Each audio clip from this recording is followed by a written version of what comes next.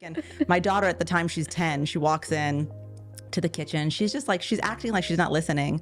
And I'm talking to him. And then I hang up and she goes, "Hey, mommy, you know how you tell us that it's not our job to manage yours or dad's feelings? It's your job because you're the adult." And I said, "Yeah." And she goes, "You do that with grandpa." And then she just turned around and walked out of the room. Oh. And I was like, oh my God, you're right. The following podcast is a Healthy Dog production. Welcome to the Healthy Dog Podcast. I'm your host, Dr. Nigma Talib. I'm a leading naturopathic doctor now for over 20 years, and I've consulted thousands of patients with chronic illnesses. I've had clinics all over the world, and I have a #1 bestseller, Younger Skin Starts in the Gut. Listen, I know there's a lot of health information out there in the health and wellness world, and it can be a bit overwhelming. So I'm here to set the record straight and give you my expertise along with my expert guests here in studio in sunny Los Angeles. I only take drugs with other people who take them on a regular basis because I don't have time for that. A lot of chronic diseases stem from mitochondrial dysfunction. Yes. And you know what I love talking about, right? Poop. Yes. You can ask me about my poop? Yeah, I'm going to talk about poop. Okay, please. This podcast is your go-to for achieving optimal wellness, from the best of beauty and longevity and everything in between, because after all, wellness comes from the inside out. Today, I have a very intuitive guest, no pun intended. Mm-hmm. She's a friend, and she's also coached me personally. She's an intuitive life and leadership coach, and she serves as a crisis manager for the Fortune 500 companies. Lucky them. She's the author of Higher Self, Reclaiming the Power of Your Intuition. And she hosts her own podcast, which I absolutely love, with her really good friend, Melissa. It's called Signal. Welcome to the podcast, Mory. I'm so grateful that you took the time to come all the way here. Thank you. So excited to be here with you. Talking to you is one of my favorite things. So I'm super psyched. You know, you have been such a lifesaver to me in my times of crisis and, you know, business decisions and, you know, general life. And it's like you just sort of come to the rescue and it's fixed in one session. I don't know how you do it. You're extremely talented at what you do. Thank you. No wonder all these Fortune 500 companies are after you. And I know hopefully by the time this podcast comes out, your first book ever is going to be released in March of 2025. Tell me about the book and what made you write your first book? Yeah.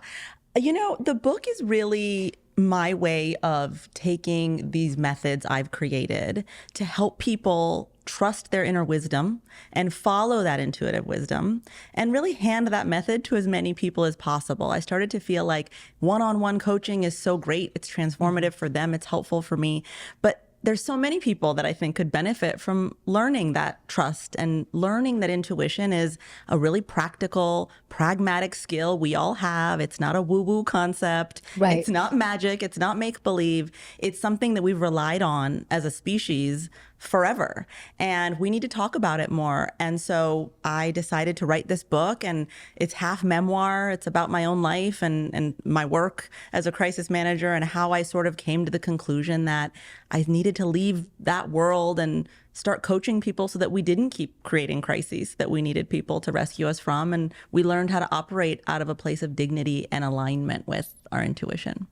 Wow. And this is going to be made available to everybody now. And that's what made you write it, because you just wanted it to be out there and available, because I stalk you on Instagram. So Lucky me.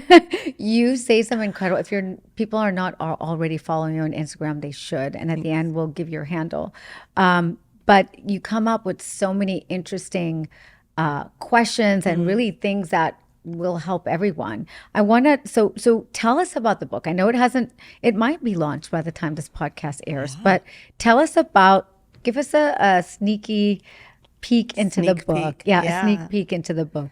Yeah, I think you can expect it's written about you, the reader. So I talk to you directly, and it's meant to kind of trace the course of your life. So it's meant to remind you of those very early years as a child and what joy and curiosity felt like.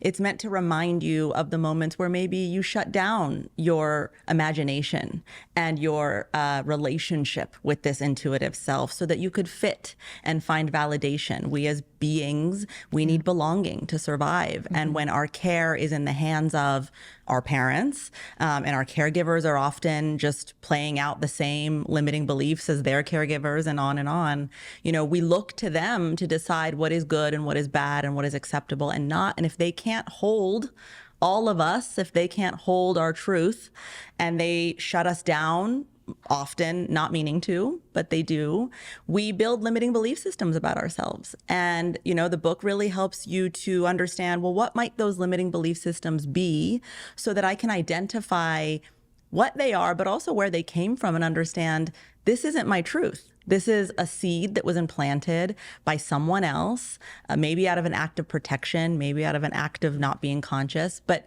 it really gives you the choice to pluck those seeds out and then decide, well, who am I really if I'm not this limited self, and reintroduces you to your higher self. Wow. That's really powerful. And is it, talk me through some of the chapters. Yeah. Let me know what are some of the chapters in there, the highlights of the different chapters. I have this chapter in there called "The Book's Written Again to Follow the Course of Your Life." So there's a chapter 4 is called "The Teenage Hero." And I think it's one of my favorites because everyone who's read it, and even in writing it, I felt like I was in high school again. And it reminds you so much of that rebel. And what I talk about is how that rebel is a part of your higher self. That one that says, no, don't just follow the norm. Or, you need to reject some of your family systems so that you can go out and individuate. That's the whole point, is to learn who you are. And so that reframe on the rebel was really empowering, I think, for my younger teenage self. I think she enjoyed being able to experience herself as, described as a higher frequency, an intuitive frequency. So that one is really great. And then, I spent a long time in corporate America.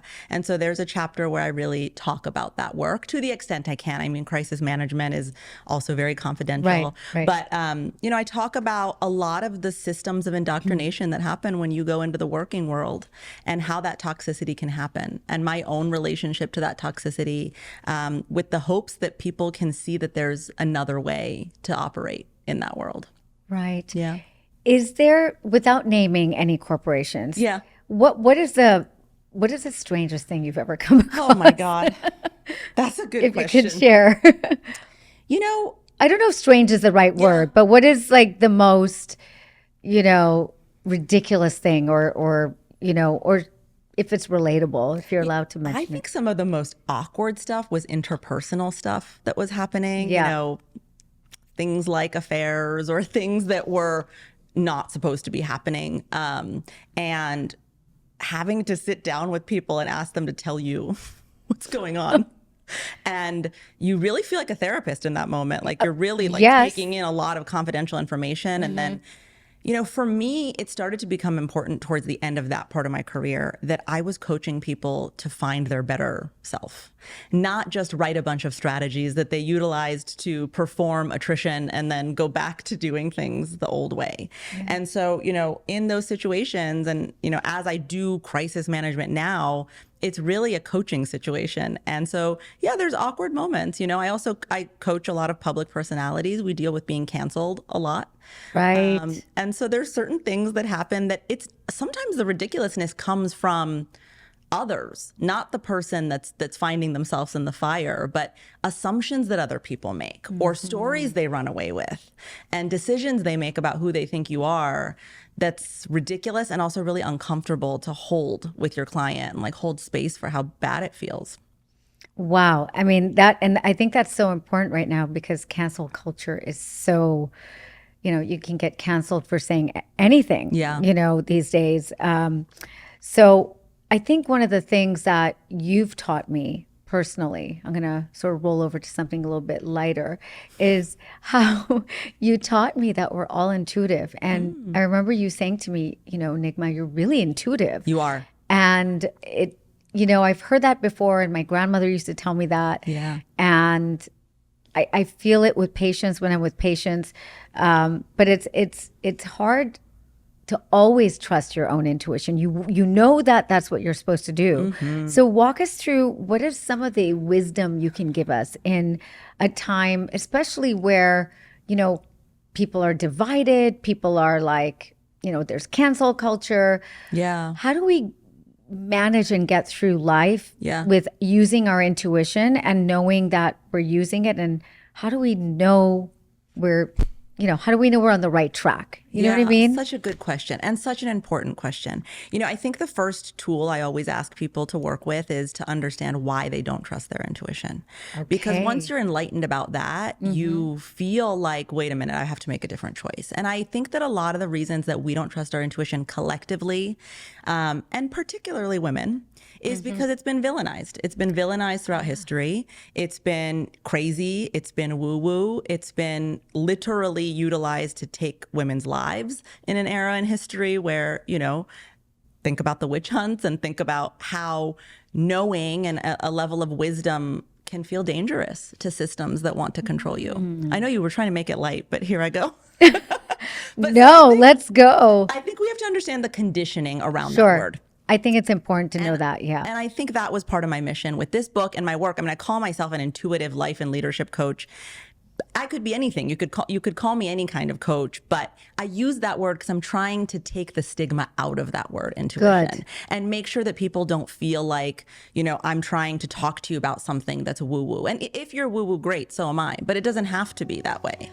PMS to perimenopause to menopause to postmenopause, I've lived through it all. And through every stage, one thing becomes clear. Hormone fluctuations change how our bodies regulate temperature, especially at night. When your body overheats, even slightly, it disrupts deep, restorative sleep, the kind of sleep your hormones, metabolism, and mood depend on. That's why I can't live without my Rani Lounge pajamas. Their advanced technology activates natural fibers, making the fabric moisture-resistant, naturally fresh, and ultra-breathable, allowing your body to stay cool and regulate temperature the way nature intended. Better temperature control means deeper sleep, better recovery, and a body that feels truly at ease. Whether at home or traveling, staying cool, fresh, and comfortable has never felt so effortless. Go to RaniLounge.com, that's RaniLounge.com, and use my code HealthyDog15 and get 15% off your first order and experience sleep the way it was meant to be.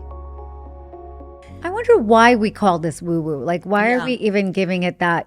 Because it's interesting. And being a naturopathic doctor, I've struggled with this personally, with people going, oh, that's some alternative medicine, or that's woo-woo medicine. And it's like, actually, it's science-based medicine that's safe and effective. Yeah. That doesn't use pharmaceutical drugs as your staple, right? Yeah. So if we sort of package intuition differently, and maybe we have to use the science to cater to those people, right? That population. And then we can use, the other part that people really understand for intuition. So I think you always do that really well. Thank you. Whenever I have conversations with you, I think I'm obviously science-based, but I like to hear about things that are not looked in research, right? Yeah. Double-blind placebo studies. What does that mean? And are they even double-blind placebo studies? Like, how do you measure that? Yeah. So why we call it woo-woo is because we've been taught to call it woo-woo. Right. We've been conditioned by bigger systems that want us to trust their gut.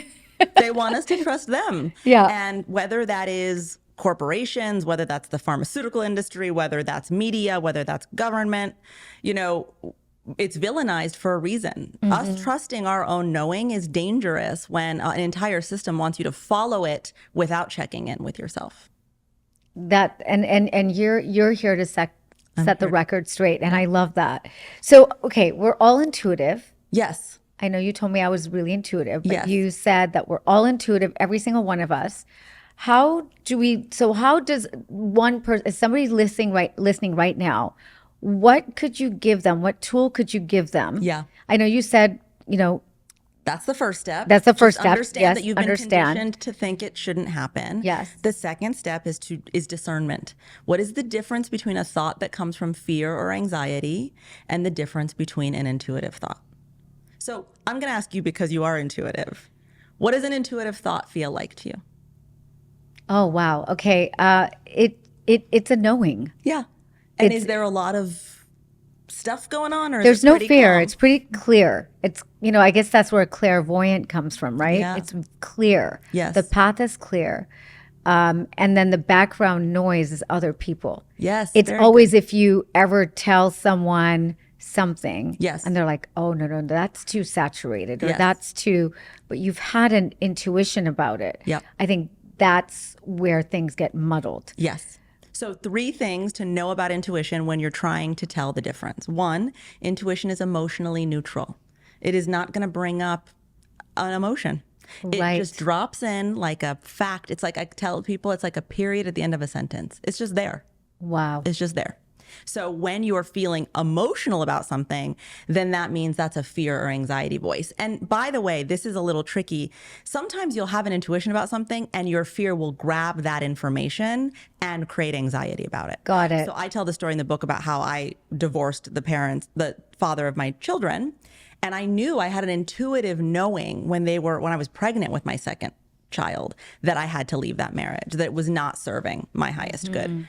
But fear grabbed that intuitive knowing, Yes. and filled my head with all of the can'ts and shouldn'ts. And do you remember you had a single mom? And do you remember how hard that was? And so Wow. just know that, it is an emotionless feeling, but your fear and your anxiety will create emotion out of it. So that's the first one, is it's emotionally neutral. The second is, I always tell people, it's the pre-thought. It's like the very first thought that comes to you.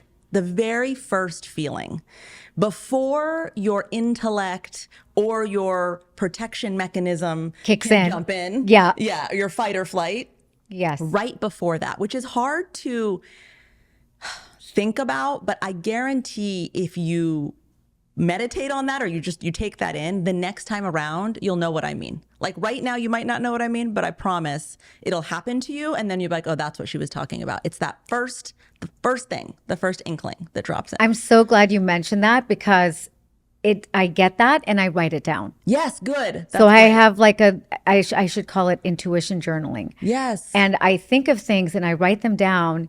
And it's so weird, Mory, when I look at my list, yeah.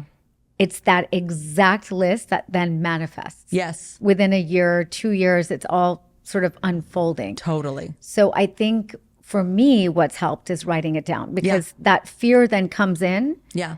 and takes it out. Yes, exactly. I love that you write it down. I tell people to do that all the time. And then the third one is, we expect intuition to be this like magical conversation that we have with the divine. And sometimes it can be, but intuition can be about little things. Right. Intuition can be about like, no, don't go to that dinner tonight. Right. I've had that intuition and gone and been like, God damn it, I didn't want to be here.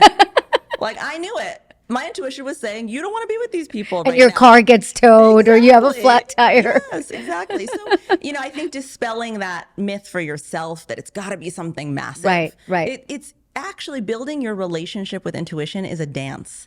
And it's about really trusting it and following it in those little moments. And when you do, then it gets louder. Gotcha. Yeah. I love that. That is so good. Okay. Then we look at trauma, right? Yeah. And I wanted to talk to you about this, because I'm sure do you talk about ancestral trauma in your book? A lot. Okay. Yeah. Let's go there, Yeah. because it is I'm going to sip my vitamin C as you talk about trauma. I'm gonna get a sip as well. So ancestral trauma, is it even possible to heal it? Is it always going to be there? Is it something you can recognize that's there? And how do we heal that? Ooh, just a little small, tiny question. Just a tiny question. Absolutely, it is possible to heal it. And when you spend the time and energy to heal it, you are releasing your ancestors from that experience as well. Energy moves forward and backward. And we are so powerful when we are manifest in a human body, so much so that what we do in this lifetime reverberates out into the universe. And so you are doing a service to yourself, to future generations, and to past generations when you heal it. So yes, it is possible to heal. And awareness is everything. Understanding, where is this ancestral trauma within me? What are the beliefs I hold that come from that trauma? And how can I begin to, I say, like, be an investigative journalist in your own healing journey? What is the root cause of this? What my ancestors, what may have they believed that caused them to create this belief system out of a survival strategy? I'm a child of immigrants from Iran.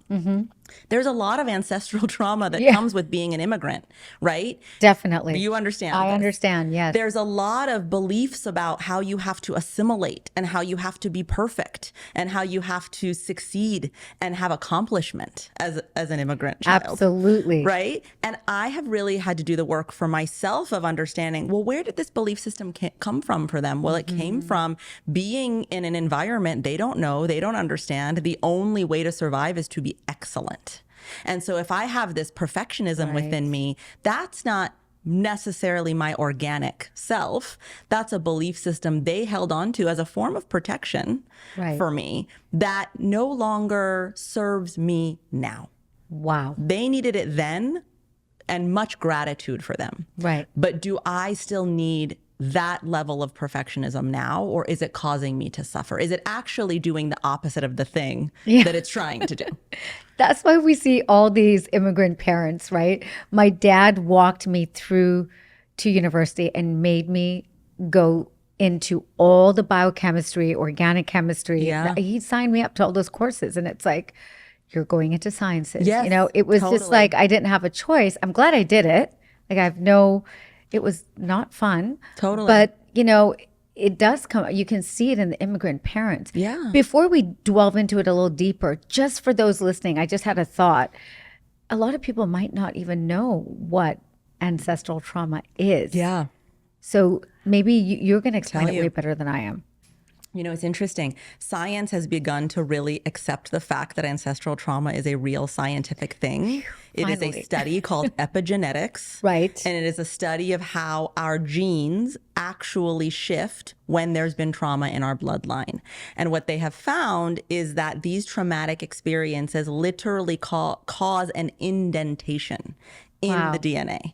And that indentation is then passed on from one generation to the next. There's been studies done on families of Holocaust survivors.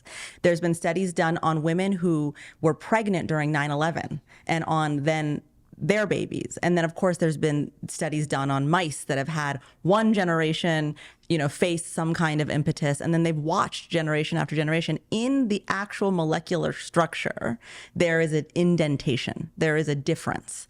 So when we say ancestral trauma, we're talking about an actual scientific thing that's happening in the body. And so what that means is that that trauma that happened in that ancestral line, and it can go back 10 generations even. Wow. But whatever that trauma lot. is, it's a lot, right? I always say it's like, don't It's be a lot so to hard on carry. yourself. Don't It's be my so- ancestors. Yeah, That's going to be my thing from now on. Exactly. It's their fault. We won't even get into the past lives that also create. Oh my God. But anyway, so when that's happening for your ancestors, you know, that fight or flight response is going to create a strategy within them, a contraction protection strategy, whatever that looks like. And we carry that strategy within us as well. So that when we feel like we're facing a danger, it will not be the same danger because we've evolved. But if it feels similar, then we will utilize the same strategy. But what I say to people is like, when we do that unknowingly, it's like using an iPhone that's on the first ever iOS. It's not updated to today's technology. Wow. So that's how you interact with these belief systems of, yes, they created it in that generation of whatever was happening for them. But is that necessary today? Or am I using an outdated playbook in an updated environment? And is that going to serve me? So it's about carrying belief systems and strategies from your ancestors to survive in current times. So can we hit Control Alt Delete and reprogram? Yes. How do we do, like, Absolutely. how do we reset this for ourselves to get rid of that trauma?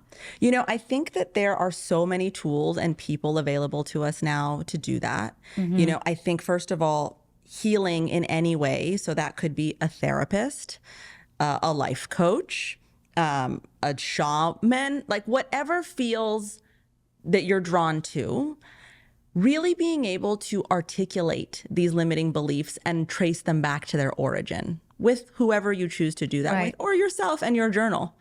But to, I always tell my clients, list out what are the limiting beliefs that are stopping me from achieving this thing, whatever it is, right?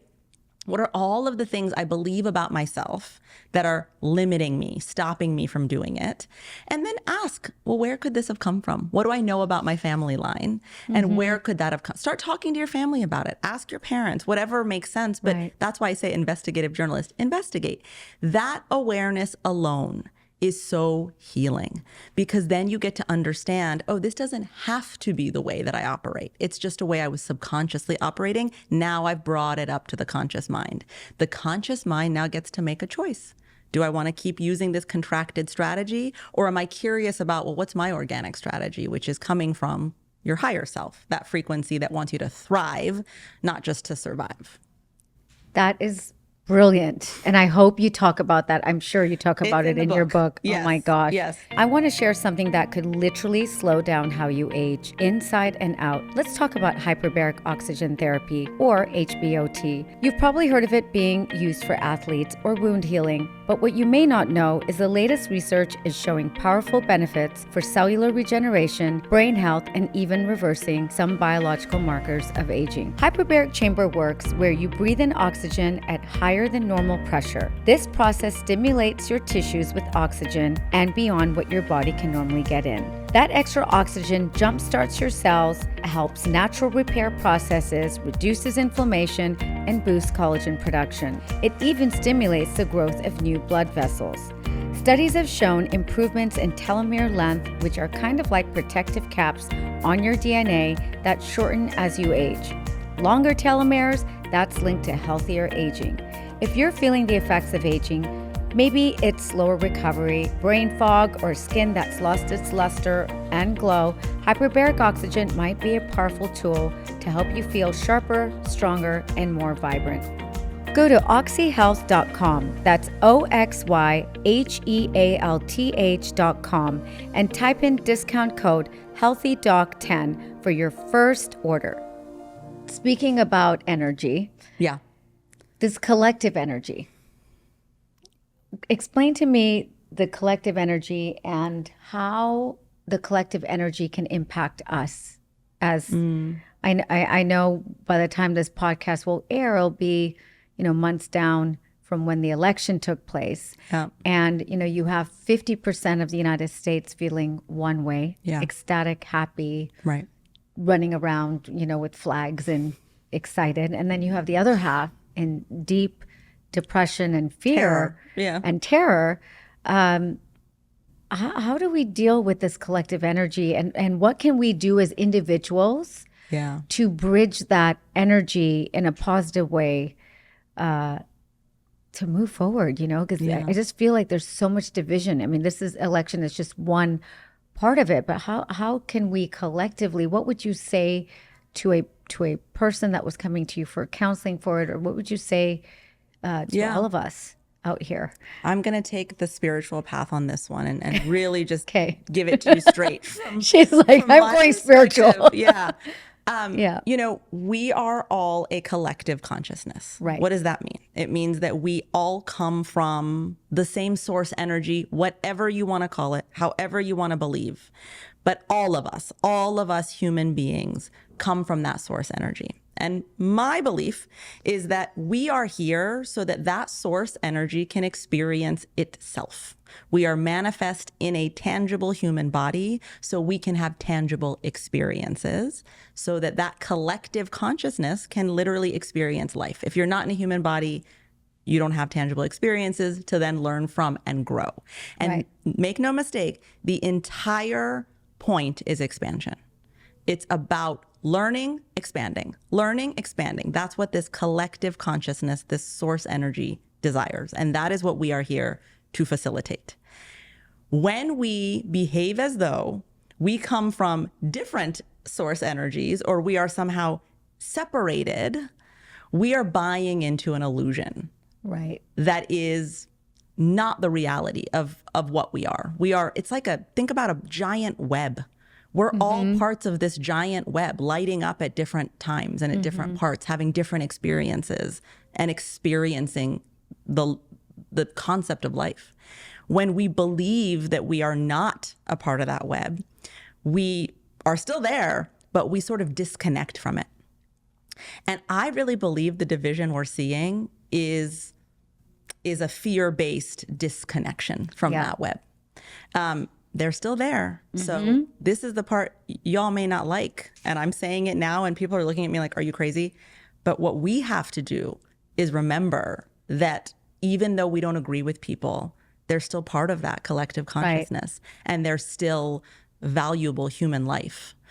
Even though, and I'm going to say this as someone who coaches a lot of LGBTQ and trans people, even though sometimes our lives are not respected, right? Even though there's a feeling of harm that's real and true. That's real, I do not want to gaslight. That is real. Right. And yet, if we forget that they hold value as a human life, then we are disconnecting that web even further.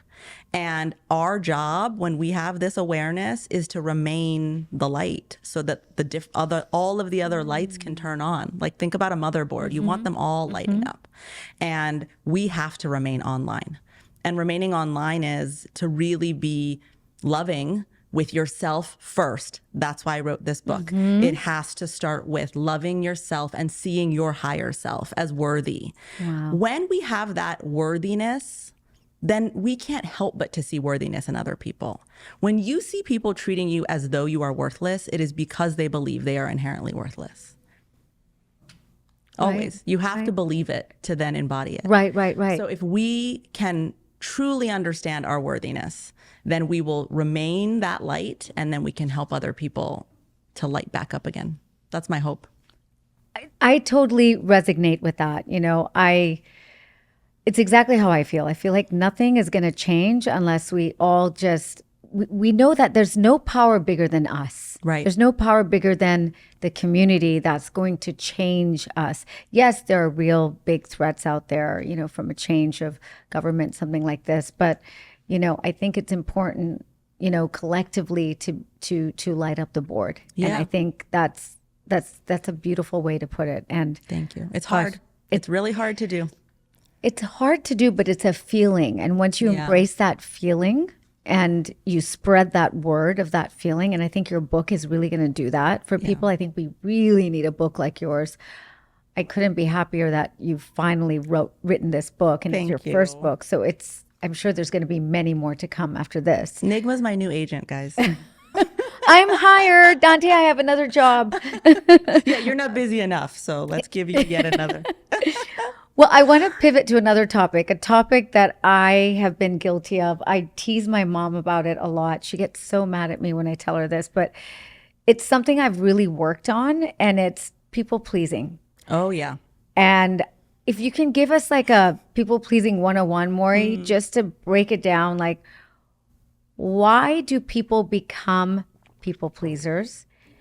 And how do we identify when we see a people pleaser? And how do we help them in that to not be people that we love to not be a people pleaser? Because they take it very offensively when you tell them that. So it's like, it's something that I do feel that is a really important topic because it really takes away that self-love. Yes. That people pleasing. Give us a breakdown for those listening. So we talked about those survival strategies that we create when we're itty bitty. People pleasing is one of the main ones. Right. Okay. And it is this idea that if I am good and mom is happy or dad is happy with me, then at that young age, when our survival is in their hands, then I will be safe. So it's a really critical strategy for survival. And I tell people this all the time. When we do sessions, we'll go back. I call them visitations. We'll go find that little one who created the strategy. And we will just, first of all, thank that little self, because that's a brilliant idea that they had when they were 4 or 5. Like, you want to survive, we better make sure these people who feed us like us. And often, again, I'm not a therapist, so I try not to use super therapy language, but I do know that this is true. often many of us who are people pleasers had some form of narcissism in our caregiving. And again, narcissism, not to mean that it's malignant. It can be garden variety narcissism, but the idea that, a parent or a caregiver is only able to really think of their own needs. Right. And themselves. Because they're surviving. And they're surviving. And narcissism is often a survival strategy of trauma, for sure. And so if you've had parents like that, where they parentify the child because the child then has to take care of them emotionally, mentally, then it's very easy to become a people pleaser. And you decide that you need to put their needs first. And by the way, they also validate that to you because that's the way they see the world, that their needs, their views, their ideas are paramount. And so you get into this echo chamber with them, which is like, okay, I'm going to make you put your needs first. They're like, yes, you are. And you then go into the world, and that's your strategy for relating to people. Remember, we want to find belonging. That's one of our basic human needs. And so when you want to then have loved ones, friends, intimate relationships, bosses, you tend to utilize the same strategy of your needs come before mine so that I can be of value to you. And that is my only value to you. Wow. I think a lot of us do it. Oh, I mean, I've learned to do it less. Yes. Because I feel like it doesn't serve the other person. No, it's very disempowering. Right. And it doesn't serve me. So, and I grew up with a mom that was a people pleaser. Yeah. Bless her. And she gets so mad at me when I tell her say this.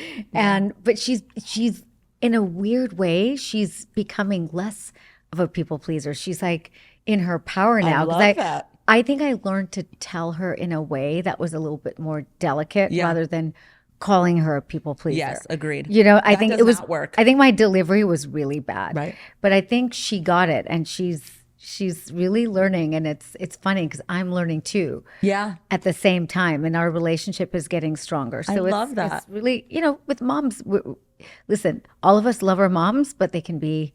It's tough because we see ourselves in the mirror, right? Exactly. We see all the things, the ancestral trauma. Yes. And sometimes we have to understand sometimes you're born to parents where your consciousness is wider. Yeah.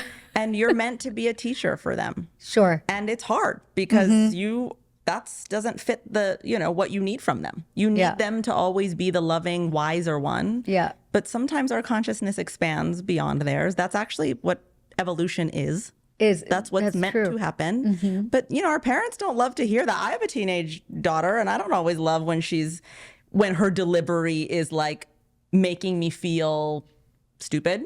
What does she do? What does she say? I've met your daughter. She's so beautiful. Thank you.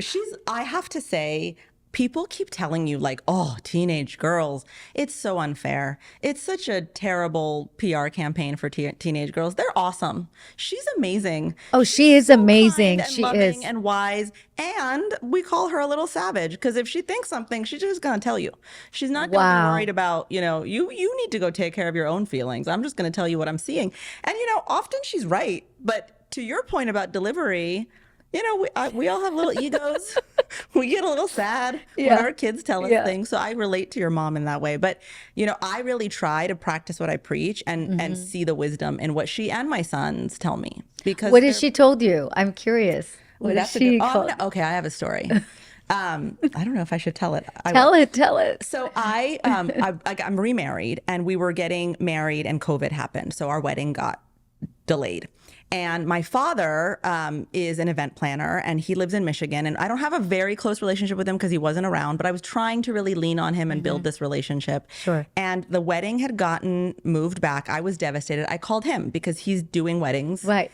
And I'm on the phone with him, and he's on speakerphone, and I'm telling him like how I'm feeling, looking for fatherly. Right. And my dad starts talking about how great his events are going, and isn't it wonderful that the bride was so happy with me last week. And my daughter at the time, she's 10, she walks in to the kitchen. She's just like, she's acting like she's not listening, and I'm talking to him, and then I hang up, and she goes, "Hey, mommy, you know how you tell us that it's not our job to manage yours or dad's feelings? It's your job because you're the adult." And I said, "Yeah." And she goes, "You do that with grandpa." And then she just turned around and walked out of the room. Oh. And I was like, oh my God, you're right. Like in that case, her delivery was so sweet and she was little, but it was like this reflection of, you're teaching me not to take care of someone else's emotions and honor my own. And there you are, you're devastated. He's not showing up for you. Right. And there you are entertaining a conversation about a wedding about a stranger in Michigan that like you don't care about. And she just was like, there's the mirror. Wow, they're so wise. Yeah, because her plate is so clear. It's Exactly. It's not stuffed with all this other stuff on it, you know. Totally. Wow, and she learned that from you. And what about your son? What is he? He seems so really sweet. quiet. He's so sweet. He's a sweetheart. He is definitely the empath in the family with Okay. me. So he and I are like two peas in a pod. All we do is ping off each other's feelings. My husband and my daughter walk around being like, oh God, these two with their there emotions. they go again. Yeah, there they are being emotional. He's really intuitive. And so he's wow. been my practice for how to cultivate intuition in a very intuitive child. And it's been really fun to do the opposite of some of the things that were done with me lovingly. My mom had the best of intentions. Of course, yes. But, you know, sometimes she'd be like, that's not real, or don't be scared of the dark, or whatever. But it's like, I'm sensing stuff. I'm sensing energy. And he can do that. And so I've really learned with him how to parent and cultivate intuition in a child by constantly being like, I really trust your feeling. Like, your first feeling about everything is usually really spot on. What do you think about this? Oh, wow. And it's really helped him to come out of his shell and be more vocal about his thoughts and his feelings. And so it's like I got another little me. I always say he feels like a spirit that's been with me every single lifetime, just right next to me. He is, and he's so like, you can just see he's very analytical. Yes. He's always watching. Yeah. Doesn't say too much, you know. Yeah. He's amazing. And then I have two stepsons. Like we have so many You're like the teenagers Brady around Bunch. us right now. Yeah. They're amazing. So don't buy into the BS that teenagers are No, difficult. and I hear that, and I see a lot of my friends with children, and you know, patients with teenagers, and they are something else. Yeah. Like they are like really incredible. Yes. You know, they weren't at all like us when we were younger. True. It's night and day. Is I think a lot more grounded, I want to say, or wiser in some way. Yeah. And you would think it would be the opposite with all the social media and you know. Yeah. I don't know. I know. I We'll think see it's what it's- they do. Well, that's a good thing, anyways. We need them. We need them. Yeah, we do. We really do need them. Yep. I've built my entire clinical philosophy and even wrote a book called Younger Skin Starts in the Gut around one simple truth. If your gut isn't optimal, nothing else works. Genova Diagnostics GI Effects Test is the gold standard in functional stool testing, mapping your microbiome, digestion, inflammation, and nutrient absorption with clinical precision. It's a crappy job, but someone has to do it. And no one does it better than Genova. Visit genovaconnect.com and use my code HEALTHYDOC15 for 15% off your first stool test. You touched on narcissists Yeah. and narcissism. Is there like a black and white narcissist, or is there like a spectrum of different forms of narcissism? It's a good question. And I always like to again say, I'm not a therapist, but in my coaching and in what I have seen, Which you've seen a lot, by which the I've way. seen a So lot, yes, absolutely, there's a spectrum, and that's why I said malignant narcissist, garden variety narcissist. Right? I think we are seeing some malignant narcissists, and what does that mean? malignant means that your intentions are not good. Okay. That you are intending to accumulate hurt someone. power and So create give me an harm. example of that. She's like, do I dare? Yeah, do it. Well, I think our current president, Okay. by the time this comes out, is a President-elect good example Trump, of a malignant narcissist, which is just about fully focused on self, but also in a way that knowingly creates harm.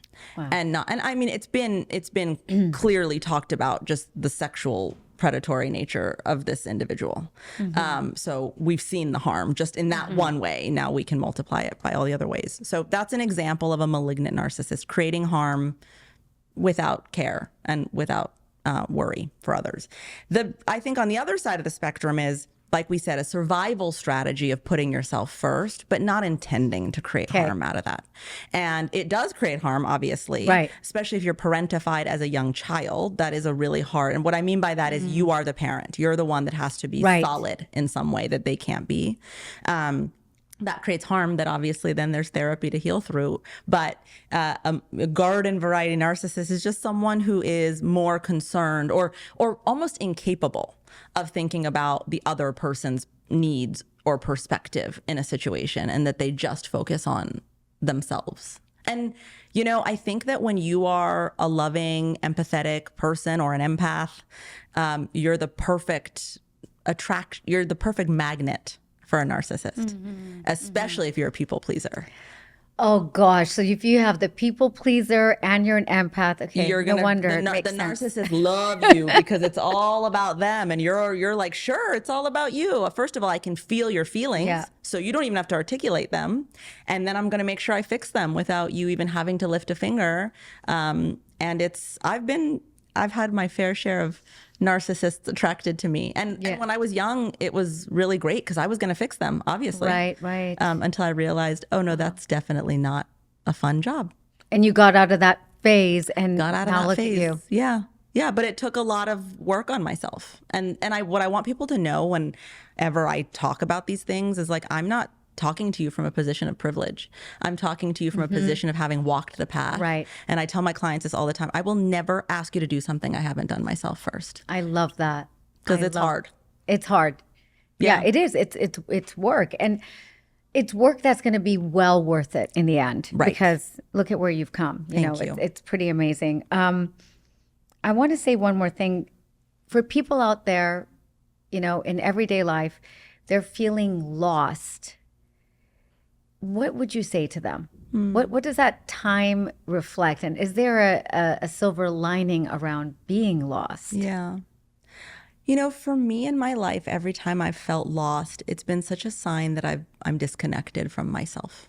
Right. And I'm disconnected from my higher self, from the frequency that is constantly, lovingly guiding me towards speaking my truth, towards understanding what do I really need and want right now? And am I creating the kind of conditions where my needs and wants are able to be met? Which means having some boundaries and saying no when I mean no and saying yes when I mean yes. And so I think that if you're feeling lost, it's really great to stop and check in with like, where am I? Where is my connection with my desire, my longing, my needs, and my dignity? And when you can look at those things and you can find yourself again, then you can clearly articulate what you want. And I always say the universe is waiting. Just tell me what you want. I'm here to show up and give it to you. But you have to be clear because they're not mind readers. Right. So it's really about first honoring the fact that you are a being that has inherent dignity and you should always be dignified. And what I mean by that is self-worth. You are a worthy being. And because you are a worthy being, you are here with a purpose. And the way that you figure out what that purpose is to honor your longings. What do you really want? We've been taught to have so much shame around desire. And I'm thinking that book number 2 is going to be about this because I'm really been talking a lot about like desire is not a bad thing and you can desire a million different things. And those are clues towards what you're actually meant to do. Desire is an intelligent part of you. Absolutely. And you shouldn't be ashamed of desiring Correct. something or envious to somebody else that's doing what you want to do. Right. I actually think envy is also a very good way of looking at what you want. Right. Like if you can just not have shame about it. And we both know Elise. Yes, Lohan. it's in her book. Yeah, Yes. she talks about envy, and I love the way she talks about envy. So shout out to her. But that is, I think, a good clue about what you want. But I think in terms of being lost, it's like stopping to ask, do I even know what I want? Do I even believe I'm worthy of what I want? And if not, then I'm going to start there and do the work on that. I love it. This is brilliant. I'm sure our listeners are going to take so much from this this show. And last but not least, I wanted to ask you before we end something completely different. Okay. And I mess this up every time because I forget what the love languages are because I only know mine. Oh, yeah. So I wanted to ask you, what are your love languages? My love language, I think, is words of affirmation. Okay. Yeah, I think that's my number 1. And then I think my number 2 might be, what's the one like touch? Physical touch. Physical touch. Yeah. Although I just realized I was working with a healer on something that I have to be the one to initiate the physical touch. Ooh. I have some stuff about it happening to me without. Anyway, you didn't ask. You that. like it when you get it, but I it like has to when be I on get it, your but I have to be terms. really open to it. But yeah, I think it's words of affirmation. I really like to be told that I'm valued. Oh, Yeah. Well, Which you're you just did a ton of today. So thank you for you giving are me so my love well. language. I'm also going to do something because mine is acts of service. That doesn't surprise me about you. That was the very first thing you ever did was be like, come, let me give you this and that. And you sent me your products. And I was like, what a generous soul you are. I guess you give out what you want to get, right? That's very true. And mine is definitely words of service. So I wanted to give you something as a gift. This is And exciting. I it see the is Dr. act- Nigma bag It's coming out. Yeah, it's a funny gift. Okay. Well, it's a gift that everyone should do. It is a stool test. I've seen you talk about this. Yeah. I'm so excited.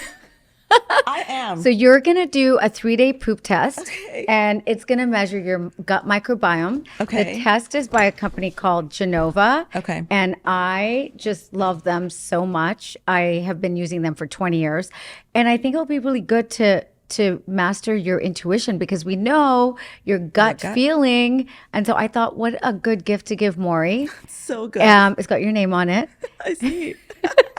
I've never received a stool test as a gift. Listen. This is so meaningful. It'll only come from me. Yeah, I mean, I see that. I'm known as the poop doctor, so I've really made a name for myself. So, as soon as you complete this test, I will get your results and I'll review them with you, and we'll find out who's living in your gut, the good, the bad, the ugly. Okay. And then I've given you some goodies, obviously some supplements to keep you through the Christmas holiday going, or the New Year's and Valentine's Day, all of that. Oh, Nigma, that's really generous. Thank you. I love you. Thank you love so much for coming on the show. And I'm sure we're going to get so many questions about some of the things that you've mentioned. And I think we really need this right now. And we really need your book. So hurry up, HarperCollins, and get it out because we need it. The world needs it. Thank you, Mory, for coming on. And where can people find you before? Oh, yes. You can follow me on Instagram at Mory Fontanez. And where can we find your book? And you can order my book, Signal, Reclaiming the Power of Your Intuition. Basically, anywhere you order books, Amazon, Target, Barnes & Noble. And then you can listen to my podcast, Signal with Mory and Melissa, anywhere you listen to podcasts. Yes, you have to listen to her podcast because it is really, really incredible. Again, the book is called Higher Self, Reclaiming the Power of Your Intuition. Thank you, Mory. Thank you, Nigma.